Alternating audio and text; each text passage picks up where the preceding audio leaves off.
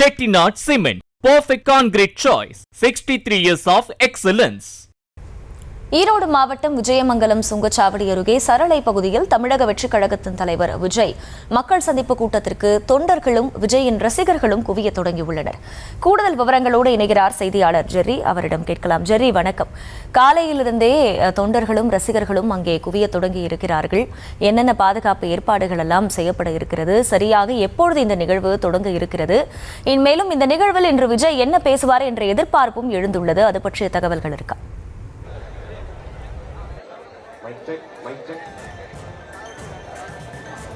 வணக்கம். தமிழக வெற்றி கழக தலைவர் விஜய் கோவை மற்றும் கரூர் சுற்றுப்பயணத்துக்கு பிறகு கொங்கு மண்டலத்துக்கு வருகை தர இருக்கிறார். இன்று சரியாக 11 மணிக்கு இந்த கூட்டம் தொடங்க இருக்கிறது. தவிக தலைவர் விஜய் இங்க பல்வேறு பிரச்சனைகள் இருக்கிறது, எந்தெந்த பிரச்சனைகளை பற்றி எல்லாம் பேச போகிறார் என்று ஆவலோடு தொண்டர்கள் அதிகாலை 5 மணி முதலே அரங்கத்துக்குள்ளே வர தொடங்கி இருக்கிறார்கள். அந்த காட்சிகளை ஒளிப்பதிவாளர் சசி நமக்கு காண்பித்துக் கொண்டிருக்கிறார். ஏறத்தாழ 11 மணிக்கு இந்த கூட்டம் தொடங்க இருந்தாலும் கூட அதிகாலை 5 மணியிலிருந்து அவர்கள் ஒதுக்கப்பட்ட இடத்திலே அமர்ந்து கொண்டிருக்கிறார்கள். அதே போல பெண்களுக்கு என்று தனியாக இடம் அமைக்கப்பட்டிருக்கிறது, ஆண்களுக்கு தனி இடம், விஐபிகளுக்கு தனி இடம் என அமைக்கப்பட்டிருக்கிறது. தனி விமானம் மூலம் சென்னையில் இருந்து புறப்பட்டு 11 மணி அளவில் மக்களை சந்திக்க திடலுக்கு வந்தடைகிறார் தவிக தலைவர் விஜய். 16 ஏக்கர் பரப்பளவு கொண்ட திறந்தவெளி திடலில் பிரச்சார வாகனம் மீறி ஏறி நின்று மக்களை சந்தித்து பரப்புரை மேற்கொள்கிறார். ஈரோடு மக்கள் சார்ந்த மஞ்சள், சாயக்கழிவுகள், பெருந்துறை சிப்கார்டு உள்ளிட்ட பிரச்சனைகளை குறித்து அரசியல் கருத்துக்களையும் தவிக தலைவர் கூற இருக்கிறார். பெண்களுக்கு தனி இடம், அவசரகால வெளியேறும் வழி, கழிப்பறை, குடிநீர், சிசிடிவி கேமரா, மருத்துவ குழு என அனைத்து முன்னேற்பாடுகளும் தயார் நிலையில் இருக்கிறது. ஏறத்தாழ 1500 போலீசார் இங்கே பாதுகாப்பு பணியில ஈடுபட்டு வருகிறார்கள். பெருந்துறை அருகே விஜயமங்கலம் சரளை பகுதியில் உள்ள மைதானத்தில் இந்த மக்கள் சந்திப்பு நிகழ்ச்சி நடைபெற இருக்கிறது. நிகழ்ச்சியை முற்பகல் 11 மணி முதல் பிற்பகல் 1 மணி வரை நடத்த போலீசார் அனுமதி அளித்திருக்கிறார்கள். தவிக நிர்வாக குழு தலைமை ஒருங்கிணைப்பாளர், கொங்கு மண்டல அமைப்பு செயலாளர் செங்கோட்டையின் தலைமையில் இந்த நிகழ்ச்சி ஏற்பாடு செய்யப்பட்டிருக்கிறது. தவிக தொண்டர்கள் 10,000 பேரும் பொதுமக்கள் 25,000 பேரும் வருவார்கள் என தவிக தரப்பில் கூறப்படுகிறது. மொத்தமாக 16 ஏக்கர் பரப்பளவில் இந்த நிகழ்ச்சிக்கான மைதானம் தயார் செய்யப்பட்டிருக்கிறது. விஜய் வழக்கம் போல தமது பிரச்சார வாகனத்தின் மீது ஏறி நின்று பேச இருக்கிறார்.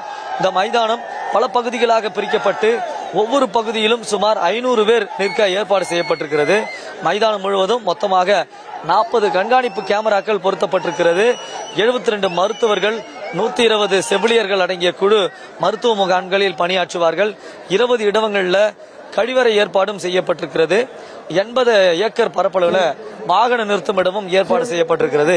மைதானத்திலிருந்து பொதுமக்கள் வெளியேற 40 வாயில்கள் அமைக்கப்பட்டிருக்கிறது.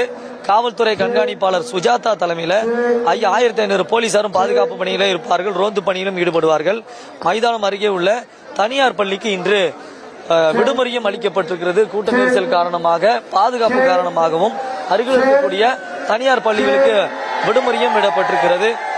அதே போல தொண்டர்கள் இருக்கின்ற இடத்திலிருந்தே விஜயனுடைய பிரச்சாரத்தை பார்ப்பதற்காக LED திரைகளும் இங்கே அமைக்கப்பட்டிருக்கிறது.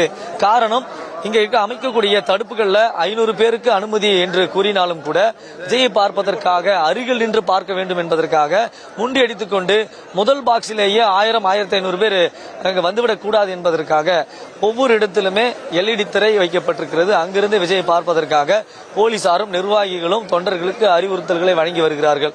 அதே போல இந்த திடல் தேசிய நெடுஞ்சாலைக்கு மிக அருகாமையிலே இருக்கக்கூடிய காரணத்தினால சாலையிலிருந்து இந்த திடல் 250 மீட்டர் இடைவெளி விட்டுத்தான் இந்த தடுப்பு அமைக்கும் பணி மேற்கொள்ள வேண்டும் என்றும் போலீசாரால் அறிவுறுத்தப்பட்டிருக்கிறது. அதே போல விஜய் நிற்கக்கூடிய அந்த பேருந்திற்கும் மக்கள் நிற்கக்கூடிய அந்த இடத்திற்கும் 50லிருந்து 100 மீட்டர் இடைவெளி இருக்க வேண்டும் என்றும் அதன் இடைப்பட்ட தூரத்திலேயே 3 தடுப்புகள் அமைக்கப்பட வேண்டும் என்றும் கூறப்பட்டிருக்கிறது.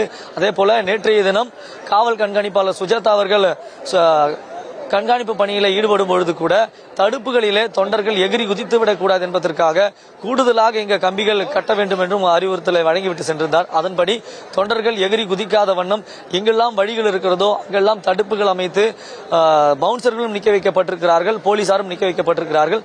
சரியாக 11 11:30 மணி அளவில் விஜய் இங்கே வருவார். சென்னை நீலாங்கரை நிலையத்திலிருந்து சென்னை விமான நிலையத்துக்கு வந்தடைந்து சென்னை விமான நிலையத்திலிருந்து கோவை விமான நிலையம், கோவை விமான நிலையத்திலிருந்து சாலை மார்க்கமாக ஈரோடு திடலுக்கு வர இருக்கிறார். விஜய் வந்த பிறகு தொண்டர்களிடையே இங்க இருக்கக்கூடிய பல்வேறு பிரச்சனைகள், சாயக்கழிவு, சிப்காட் பிரச்சனைகள் குறித்து எல்லாம் பேச இருப்பதாகவும் கூறப்படுகிறது. கள தகவல்களுக்கு நன்றி Jerry. Chettinad Cement, perfect concrete choice. 63 years of excellence.